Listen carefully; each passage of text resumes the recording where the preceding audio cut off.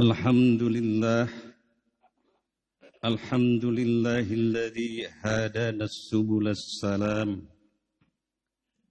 wa afhamana bisari'atin nabiyil karim. Ashhadu an la ilaha illallah wahdahu la syarika lah dzul jalali wal ikram. Wa ashhadu anna sayyidana wa nabiyyana Muhammadan abduhu wa rasuluhu. Allahumma salli wa sallim wa barik ala Sayyidina Muhammadin wa ala alihi wa ashabihi wa tabi'ina bi ihsanin ila yaumiddin. Amma ba'du. Faya ayyuhal hadirun usikum wa nafsi bi taqwallah wa ta'atihi la'allakum tuflihun. Qala Allah ta'ala fil Qur'anil Karim.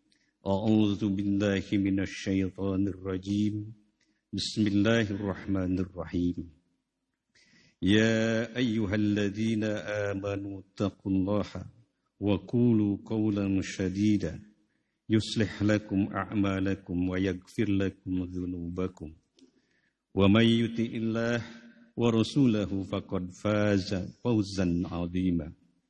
Wa qala ta'ala Ya ayyuhalladzina amanu taqullaha haqqa tuqatih wa la tamutunna illa wa antum muslimun. Shadaqallahul azim. Jamaah salat Jumat rahimakumullah. Pada kesempatan yang mulia ini, marilah kita senantiasa meningkatkan keimanan dan ketakwaan kita kepada Allah.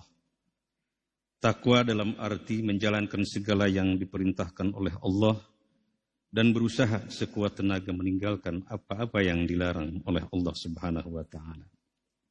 Tema khutbah kali ini adalah orang-orang yang bangkrut dalam agama menurut Rasulullah sallallahu alaihi wasallam.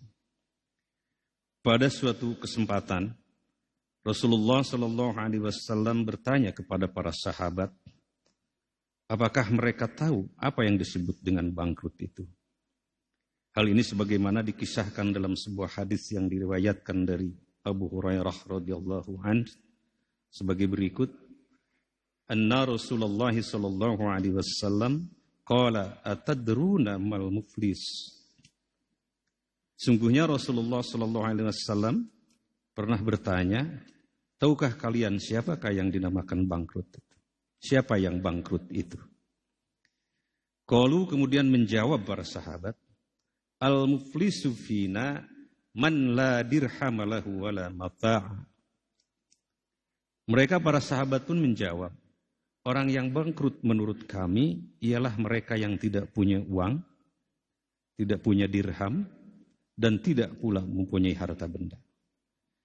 Jawaban seperti itu ternyata bukan sebagaimana yang dimaksud oleh Rasulullah SAW. Beliau tidak bertanya tentang ekonomi, beliau ingin mengajak para sahabat mengetahui bahwa kebangkrutan bisa terjadi tidak hanya dalam bidang ekonomi, tetapi juga dalam beragama. Jadi di dalam agama juga ada perhitungannya terkait dengan pahala dan dosa, seperti penambahan dan pengurangan di dalam hal-hal yang lainnya. Hal ini terjadi pada saat semua manusia berada di padang mahsyar untuk menjalani hisab yang akan menentukan apakah seorang tersebut termasuk orang-orang yang beruntung ataupun termasuk orang-orang yang rugi. Jemaah yang dimuliakan oleh Allah, dengan perhitungan seperti itu dapat kita ketahui apakah seseorang tersebut termasuk orang-orang yang beruntung atau justru menjadi orang-orang yang bangkrut di akhirat kelak. Adapun yang dimaksud bangkrut dalam agama adalah sebagaimana penjelasan Rasulullah SAW dalam lanjutan hadis tersebut. Faqala, maka berkata Rasulullah, innal muflisa min ummati ya'ti yaumal qiyamati bis salatin was siyamin was zakatin wa ya'ti qad satama hada wa qaddafa hada wa akala mala hada wa safaka dama hada wa daraba hada fa yu'ti hada min hasanatihi wa hada min hasanatihi fa in faniyat hasanatuhu qabla ayyaqda ma alaihi uhidda min khotoyahum faturihat alaihi summa turiha finnar. Maka Nabi pun menjelaskan, sesungguhnya orang yang bangkrut dari umatku itu ialah mereka yang datang pada hari kiamat dengan membawa amal kebaikan dari salat, puasa dan zakat. Tetapi mereka dahulu pernah mencaci maki orang lain, menuduh orang lain, memakan harta orang lain, menumpahkan darah orang lain, dan memukul orang lain. Maka kepada orang yang mereka perlakukan atau yang mereka dolimi itu diberikan pahala amal kebaikan mereka. Dan kepada orang yang lain lagi diberikan pula amal baik mereka. Apabila amal baik mereka telah habis sebelum hutangnya lunas, maka diambillah kesalahan-kesalahan orang yang didoliminya itu dan diberikan kepada mereka. Sesudah itu mereka akan dilemparkan ke dalam api neraka.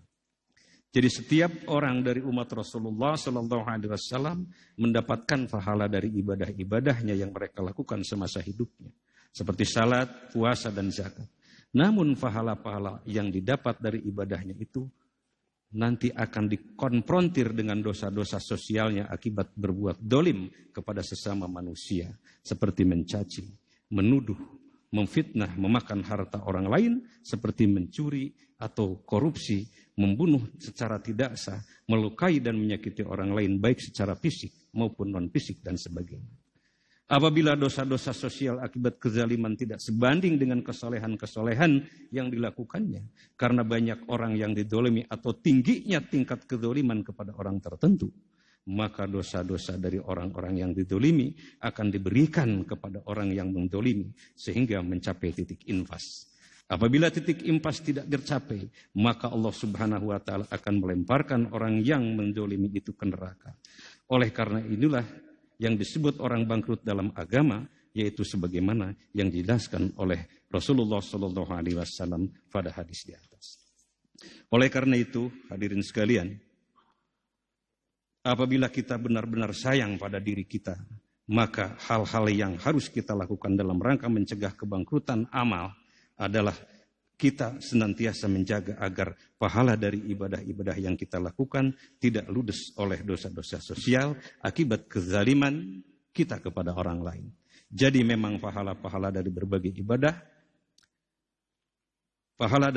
ibadah saja seperti salat, puasa, haji, dan bahkan zakat sekalipun belum cukup menjadi bekal kita di akhirat hingga ada kepastian bahwa orang-orang lain pun selamat dari lisan kita, selamat dari tangan kita, dari tindakan dan perbuatan kezaliman terhadap mereka. Mudah-mudahan kita semua senantiasa diberi kekuatan oleh Allah Subhanahu wa Ta'ala untuk senantiasa mampu menjaga lisan, tangan, dan anggota tubuh lainnya dari melakukan perbuatan-perbuatan yang dapat menzalimi sesama manusia. Seperti menyakiti hati orang lain, mencaci maki, memfitnah, dan menuduh tanpa bukti, mengambil hak orang lain, baik itu melalui cara mencuri ataupun korupsi, membunuh secara tidak sah, menyakiti secara fisik dan sebagainya. Dengan cara ini semoga kita semua selamat dari perikat orang-orang yang bangkrut di akhirat kelak. Amin ya Allah ya rabbal alamin.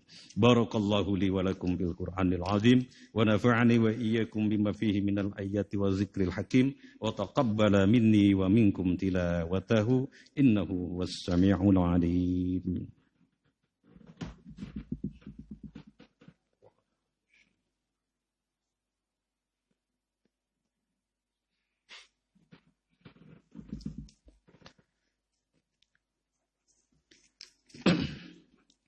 Alhamdulillah ala ihsanihi wa syukru lahu ala taufiqi wa imtinanih wa asyhadu an la ilaha illallah wahdahu la syarika lah wa asyhadu anna sayyidana Muhammadan abduhu wa rasuluhu ad-da'i ila ridwanih. Allahumma salli wa sallim ala sayyidina Muhammad wa ala alihi wa ashabihi wa sallim tasliman katsira. Amma ba'du, fa ya ayyuhan nas ittaqullaha fima amara وانتهوا عما نهى واعلموا أن الله أمركم بأمر بدأ فيه بنفسه وثنى بملائكته بكرسه وقال تعالى إن الله وملائكته يصلون على النبي يا أيها الذين آمنوا صلوا عليه وسلموا تسليما اللهم صل على سيدنا محمد صلى الله عليه وسلم وعلى آل سيدنا محمد وعلى أنبيائك ورسولك وملائكة المقربين وارض اللهم عن الخلفاء الراشدين أبي بكر وعمر وعثمان وعلي وعن بقية الصحابة والتابعين وتابع التابعين لهم بإحسان إلى يوم الدين وارض عنا معهم برحمتك يا أرحم الراحمين. اللهم اغفر للمؤمنين والمؤمنات والمسلمين والمسلمات الأحياء منهم والأموات. اللهم أعز الإسلام والمسلمين وأذل الشرك والمشركين وانصر عبادك مجانية وانصر من نصر الدين واخذل من خذل المسلمين ودمر أعداء الدين وعلى كلمتك إلى يوم الدين. اللهم ادفع عنا البلاء والوباء والجلاجل والمحنة وسوء الفتنة والمحنة ما ظهر منها وما بطن عن بلادنا إندونيسيا خاصة وشئر البلدان المسلمين عامة يا رب العالمين. ربنا آتنا في الدنيا حسنة وفي الآخرة حسنة وقنا عذاب النار. عباد الله إن الله يأمر بالعدل والإحسان وإيتاء ذي القربى وينهى عن الفحشاء والمنكر والبغي يعظكم لعلكم تذكرون ولذكر الله أكبر. أستغفر الله العظيم لي ولكم. الله أكبر الله أكبر. أشهد أن لا إله إلا الله.